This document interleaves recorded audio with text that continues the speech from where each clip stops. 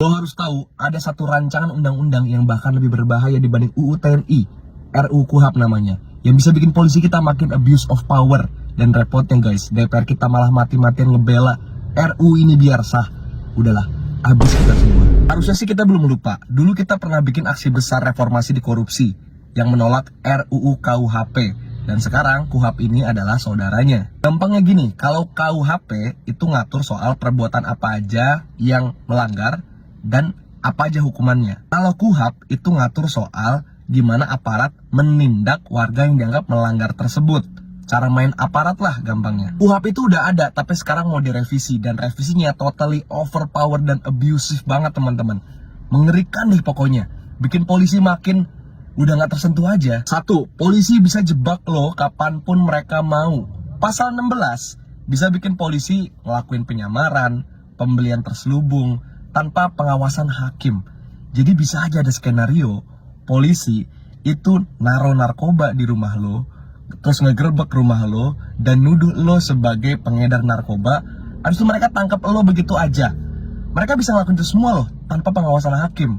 Kasarnya mereka meres lo dengan kasus-kasus yang mereka ciptakan sendiri. Dulu polisi cuma bisa nahan lo 1 kali 24 jam. Habis itu harus dikasih ke pengadilan.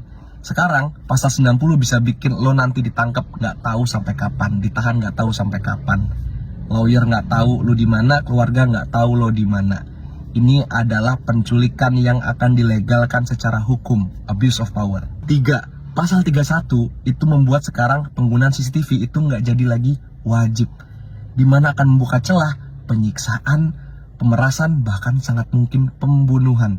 Sekarang aja CCTV itu udah sering dihancurin di banyak kasus. Apalagi ntar boleh nggak dipakai. Makin ngeri nggak tuh guys? 4. Pasal 22 bisa bikin lo dipanggil polisi tanpa lo tahu lo tersangka kah, saksi atau apa. Jadi bisa aja skenario-nya lo lagi misu-misu di X kan, ngomongin rezim, tiba-tiba disuruh kantor polisi. Padahal lo nggak tahu lo tuh sebagai apa. Itu sangat mungkin terjadi. Polisi manggil lo kapanpun mereka mau tanpa tahu kejelasan status siapa.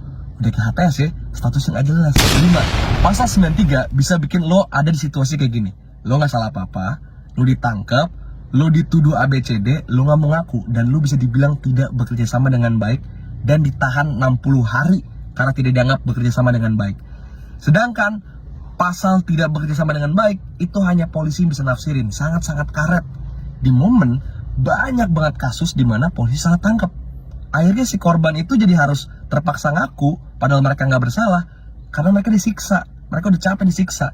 Dan ini akan makin sering terjadi, mengerikan. Sumpah masih banyak banget pasal bermasalah lainnya. Intinya kesimpulan adalah RUU KUHP ini kalau tidak direvisi dengan benar, yang ada cuma menjadi satu undang-undang yang bisa bikin polisi nangkep lu kapanpun secara abusive tapi dilegalkan oleh negara. Udahlah, good luck Konoha.